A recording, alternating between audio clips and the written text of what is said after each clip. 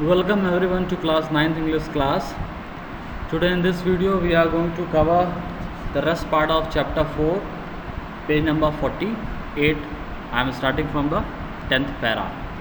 So in the previous video we learned that how Einstein developed the most popular relation and a most popular equation E is equal to mc square.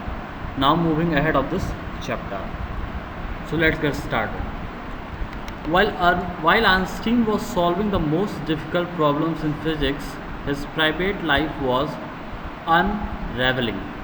Author कहता है कि इधर Einstein जो है physics के बहुत ही difficult problems solve कर रहे थे, और वहीं दूसरी तरफ इनकी जो प्राइवेट लाइफ थी वो जो प्राइवेट लाइफ थी वो अब गिरना शुरू हो गई थी. मतलब वो प्राइवेट लाइफ अब अच्छी नहीं चल रही थी, उसमें खराबी आना शुरू हो गई थी.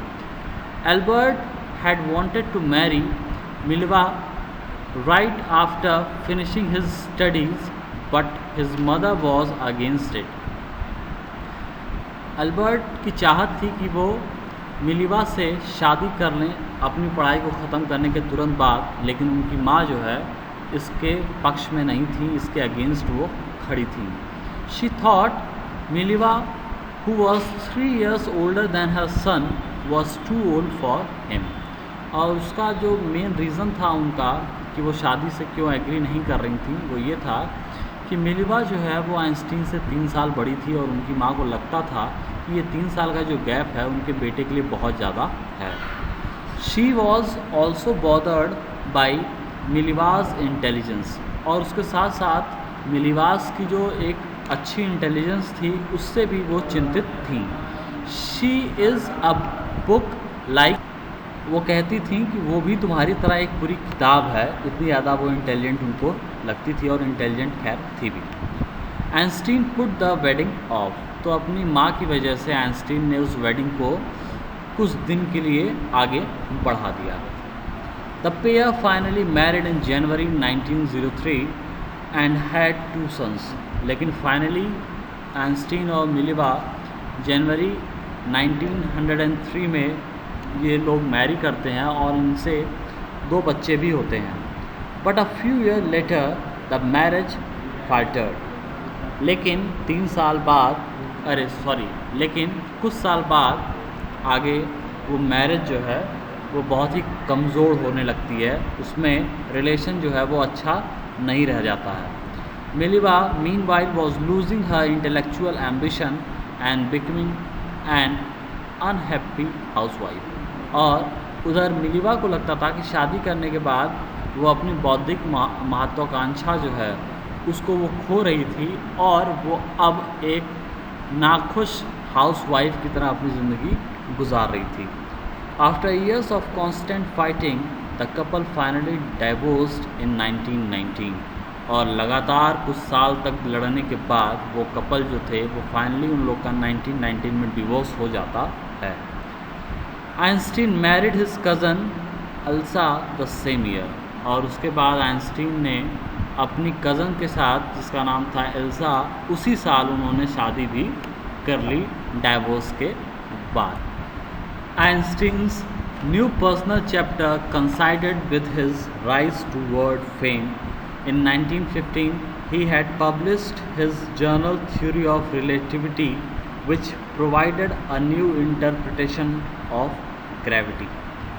तो आइंस्टीन का जो पर्सनल चैप्टर था वो अब भिड़ने लगा था उनके वर्ल्ड फेम के साथ, क्योंकि 1915 में उन्होंने अपना एक थ्योरी पब्लिश किया जिसको बोला जाता है जनरल थ्योरी ऑफ रिलेटिविटी, और उस थ्योरी से ग्रेविटी के बारे में नई जानकारियाँ हासिल करना और ज़्यादा आसान हो गया था.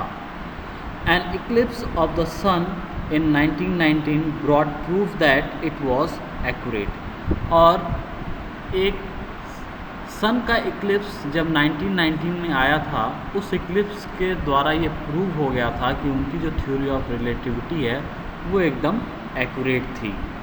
Einstein had correctly calculated in advance the extent to which the light from fixed stars would be deflected through the sun's gravitational field. और उनका कैलकुलेशन इतना करेक्ट था और उन्होंने पहले ही इस चीज़ को कैलकुलेट कर लिया था कि कितने हद तक जो स्टार से लाइट आ रही है वो कितने हद तक अपने पाथ को चेंज कर लेगी जब वो सन्स के ग्रेविटेशनल फील्ड में आएगी, या सन के ग्रेविटेशनल फील्ड की वजह से जो स्टार्स की लाइट है वो कितने एक्सटेंट तक अपने डायरेक्शन को चेंज कर लेती है। ऐसा कैलकुलेशन इन्होंने पहले ही कर लिया था, इक्लिप्स के आने के पहले ही कर लिया था। The newspapers proclaimed his work as a scientific revolution. और न्यूज़पेपर ने उनके इस काम को साइंस के दुनिया में एक क्रांति के रूप में इनके वर्क को न्यूज़पेपर ने दिखाया। Einstein received the Nobel prize for physics in 1921. He was showered with honors and invitations from all over the world and lauded by the press. तो अब जो है आइंस्टीन को नोबेल प्राइज़ रिसीव हुआ physics के लिए 1921 में, और नोबेल प्राइज़ पाने के बाद अब उनके ऊपर ऑनर्स की बरसात होने लगी। हर तरफ से पूरे विश्व में से उनके लिए इनविटेशन आने लगे, लोग उनको बुलाने लगे, और प्रेस भी जब अब उनकी सराहना करना शुरू कर दिया था। So this is all in this video. We will cover the rest of the topic in the next video. Thank you.